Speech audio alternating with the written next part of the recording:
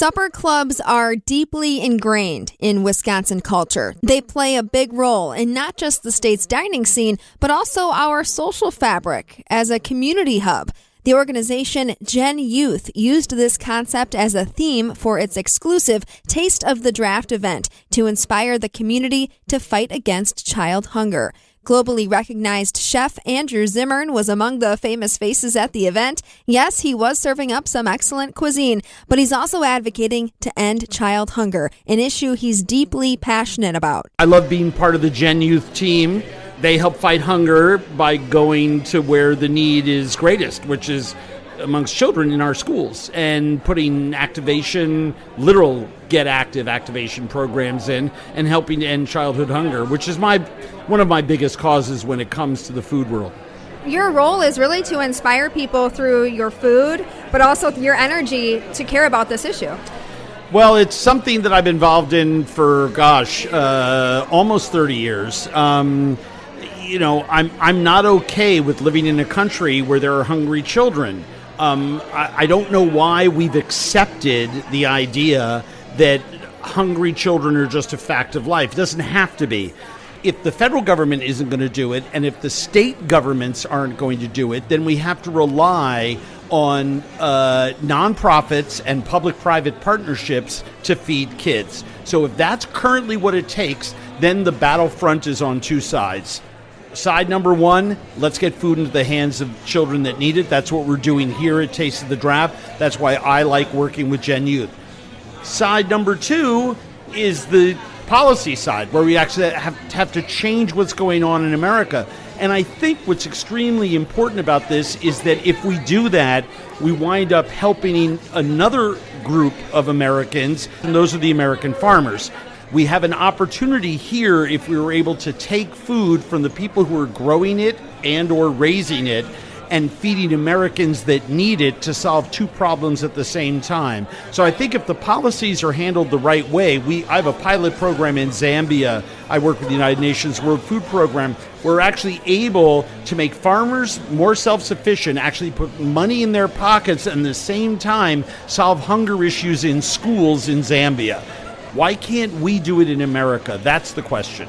Here in Wisconsin, after this event, 50,000 students will not go hungry. What does that mean to you? That's right. Well, that's a big number. And what's even more important is the awareness raising that goes around that, right? Because if we can tell people that we came in here and at an event like the NFL Draft with great partners, is there a better partner than the NFL, the best brand in America, in my opinion, right? If we can do that here, imagine what we can do in community after community after community around the United States. 50,000 kids. That's an incredible, incredible number. Why can't we do that in other places? And the answer is, guess what? We can.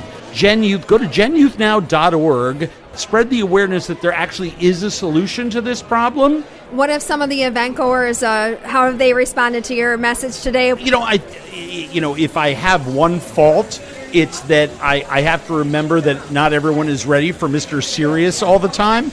And my family would tell you all I do is joke around, so why do I get... But the minute you start talking about childhood hunger in America, there's a shockwave goes up my spine, because it is unconscionable to have a solution and not provide that solution to the people who need it the most. We have the solution. It is simply a dollar figure, and it absolutely galls me. Anne-Marie Krautheim, our CEO, said it tonight in her opening remarks, that we have a purpose here. We're going to have a good time. We're going to throw a great party, but we have a purpose here. And I need to remember the party part more often. Can you tell me a little bit about the cuisine you're featuring today, and maybe a little bit about Wisconsin's heritage? In my day job, I study food and culture, and I tell those stories on television and in my books and, web podcasts, all the rest of that. So, I thought that the idea of doing Wisconsin Supper Club as our theme this year, here at the inaugural Taste of the Draft, was a brilliant idea. Is there a better food theme in Wisconsin? I don't think so. Wisconsin has preserved their supper club legacy in a way that other states have forsaken their own food cultural legacy. And so you can come to Wisconsin and still indulge in that. There is no more codfish taken off of Cape Cod. Doesn't exist anymore, but that's how it got its name, right? But you can't take the supper club out of Wisconsin. It persists, and people here support them. So I think it's a great showcase for people who come out of state here for the draft to see something this delicious. Chef Andrew Zimmern, representing the GENYOUth organization at the 2025 draft in Green Bay, using supper clubs as a theme to inspire people to give back and raise awareness for child hunger. The Taste of the Draft event raised nutrition funds for 90 schools across Wisconsin. For the Midwest Farm Report, I'm Stephanie Hoff.